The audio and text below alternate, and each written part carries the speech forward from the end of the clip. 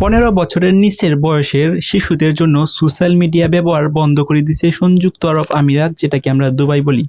অর্থাৎ সংযুক্ত আরব আমিরাতের সরকার সিদ্ধান্ত নিছে 15 বছরের নিচে যাদের বয়স তারা হচ্ছে সোশ্যাল মিডিয়া বা ফেসবুক ব্যবহার করতে পারবে না। শুধুমাত্র ফেসবুক না, যত প্রকার সোশ্যাল মিডিয়া আছে লাইক ফেসবুক, ইনস্টাগ্রাম, টুইটার বা এক্স, সো এই সকল যে সোশ্যাল মিডিয়াগুলো আছে সেই সোশ্যাল মিডিয়াগুলোকে ব্যবহার করার জন্য নিষিদ্ধতা জারি করছে সংযুক্ত আরব আমিরাত অর্থাৎ দুবাইয়ের সরকার। এখন কেন হঠাৎ করে তারা এই উদ্যোগটা নিছে? তারা মনে করতেছে এই যে যারা 15 বছরের নিচে যারা আছে শিশু, তারা হচ্ছে সোশ্যাল মিডিয়াগুলো দিন বেশি অ্যাক্টিভ হয়ে যায়, তাহলে যে তাদের একটা স্টাডি আছে সেই স্টাডিটা কিন্তু কমিয়ে দেয় এবং হচ্ছে বিভিন্ন প্রকার অকারেন্স এর সাথে কিন্তু তারা ইনভলভ হয়ে যায় বা যুক্ত হয়ে যায়। সো সেটা রোধ করার জন্য কিন্তু এরকম পদক্ষেপ নিছে। এখন এই ধরনের পদক্ষেপ শুধুমাত্র সংযুক্ত আরব আমিরাত না, বিগত সালে কিন্তু আরো দেখবেন অনেকেই কিন্তু এই ধরনের স্টেপ নিছে। যেমন ধরেন আফগানিস্তান বলেন, পাকিস্তান বলেন, ভারত বলেন, এরকম আরো অনেক কান্ট্রি আছে যারা হচ্ছে এরকম স্টেপ নিছে। একটা সার্টেন অফ বয়স হওয়ার নিচ পর্যন্ত যারা আছে তাদের জন্য কিন্তু সোশ্যাল মিডিয়া ব্যবহার করা বন্ধ করে দিছে। এখন সংযুক্ত আরব আমিরাত শুধুমাত্র সোশ্যাল মিডিয়া কিন্তু বন্ধ করে দিছে, লাইক গুগল কিন্তু বন্ধ করে নাই, আবার আদার্স যে সার্চ ইঞ্জিনগুলো আছে সেগুলোকে কিন্তু বন্ধ করে দেওয়া হয় নাই।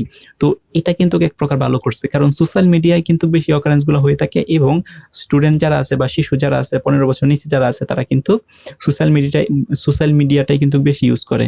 কিন্তু গুগল তাদের জন্য খুলে রাখা হয়েছে কেন? কারণ হচ্ছে গুগল থেকে বিভিন্ন প্রকার ইনফরমেশন কিন্তু তারা কানেক্ট করতে পারে এবং তাদের যে স্টাডি আছে সেই স্টাডির মধ্যে কিন্তু কাজে লাগাতে পারে। এখন যদি টোটালি ইন্টারনেট ইউজ করা বন্ধ করে দেয় হচ্ছে সংযুক্ত আরব আমিরাত সরকার, তাহলে কিন্তু সেটা কিন্তু মোটেই ভালো হবে না।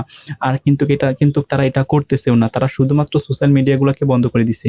আর সোশ্যাল মিডিয়া বন্ধ করে দেওয়ার পর গুগল তাদের কাছে উন্মুক্ত আছে এবং গুগল থেকে যে কোনো তথ্য কিন্তু কানেক্ট করতে পারবে এবং তারা যে স্টাডি আছে স্টাডির মধ্যে কিন্তু এটা কাজে লাগাইতে পারবে। সো বাংলাদেশ সরকার কিন্তু এই ধরনের উদ্যোগ অনেক সময় নেয়, আবার অনেক সময় কিছুদিন আগেও আমরা দেখতে পাইছিলাম যে বাংলাদেশ সরকার বলতেছিল যে সোশ্যাল মিডিয়া একটা নির্দিষ্ট এমন বয়সের নিচে যারা আছে তাদের জন্য সোশ্যাল মিডিয়া কিন্তু বন্ধ করে দিবে, কিন্তু সেটা কিন্তু এখন পর্যন্ত কার্যকর হয় নাই। অর্থাৎ বাংলাদেশে কিন্তু এরকম কোনো নিষিদ্ধতা নাই, যে কোনো বয়সের ছেলে বা মেয়ে কিন্তু সোশ্যাল মিডিয়াটা কিন্তু ইউজ করতে পারতেছে রাইট নাও। কিন্তু পরবর্তীতে কি হয় সেটা তো বলা যাচ্ছে না, বাট এখন কিন্তু ব্যবহার করতে পারতেছে। এখন এই সোশ্যাল মিডিয়ার কিন্তু একটা গুড ইউজ আছে এবং ব্যাড ইউজ আছে। তো সোশ্যাল মিডিয়ার যারা হচ্ছে গুড ইউজ করবে তাদের জন্য তো ভালো, আবার যারা ব্যাড ইউজ করবে তাদের জন্য কিন্তু খারাপ। এখন সবাই যেন ব্যাড ইউজ করবে বিষয়টা এরকম না, আবার সবাই যেন গুড ইউজ করবে বিষয়টা কিন্তু এরকম না। ভালো মন্দ মিলেই কিন্তু সবকিছু হয়।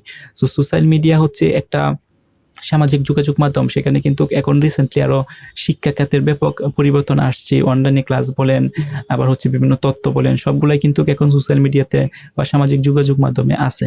সো নিষিদ্ধতার চেয়ে আমার মনে হয় যে প্রপার ইউজ করতেছে কিনা সেই দিকে নজর দেওয়া দরকার প্রত্যেকটা দেশেরই। আপনাদের মতামত কি? কমেন্ট করে